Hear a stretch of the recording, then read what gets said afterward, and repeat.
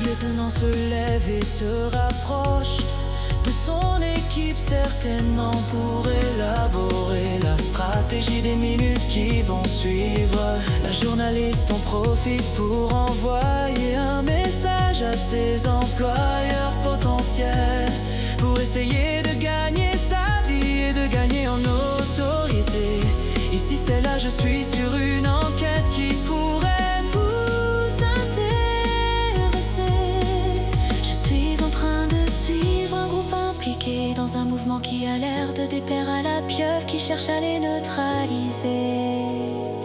Si cela vous intéresse, faites-moi une proposition de contrat.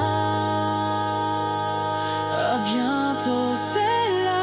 Ce message va parvenir à un de ses directeurs d'édition qui a des connexions profondes avec la pieuvre. Il va falloir du temps que chaque intervenant de cette aventure prenne conscience de la personnalité et des intérêts de chacun.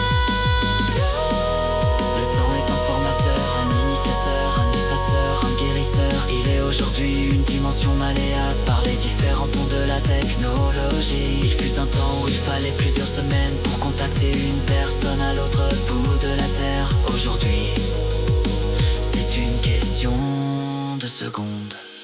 Dans l'organisation de l'équipe et dans sa stratégie, le temps est un élément fondamental et la source bioélectronique qu'il défend d'émettre du temps, car elle a accès à des dimensions encore inconnues de la pieuvre, encore très matérialistes. On revient sur l'écran de Stella où un message d'alerte s'affiche, communication interrompue. Elle lève les yeux et le lieutenant se retourne et s'approche d'elle. Il s'accroupit à son niveau et lui dit avec fermeté et bienveillance: Salut Stella, moi c'est David. Tu vas pouvoir continuer à nous suivre, mais tu ne pourras plus communiquer avec l'extérieur. Tes employeurs sont impliqués avec la pieuvre. Toute communication avec l'extérieur nous mettrait en danger. Est-ce que tu as bien capté? Bien, prépare-toi, nous allons bouger dans quelques minutes. Nous allons devoir maintenir un certain espace entre eux et nous.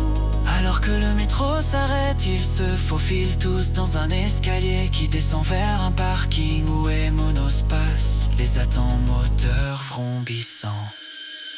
Ils montent tous dans le véhicule, mais David stoppe Stella d'une main ferme sur le haut de la poitrine. Il lui dit: on te recontacte, on doit bouger. Un de ses équipiers chargé de la communication lui dit: laisse à la montée David. Le véhicule démarre, Stella peut entendre l'organisation et la stratégie de communication et de déplacement de cette équipe. Ils ont accès à un flux d'informations tactiques très impressionnant. Fin des opérateurs tel un copilote de rallye guide le chauffeur avec des informations précises pour orientation, évitant ainsi tous les points de confrontement, de friction ou de danger potentiel sur leur parcours. On dirait qu'ils ont la main sur les feux de signalisation, sur certains véhicules qui s'interposent le moment voulu. Pour cela, ça dépasse l'entendement.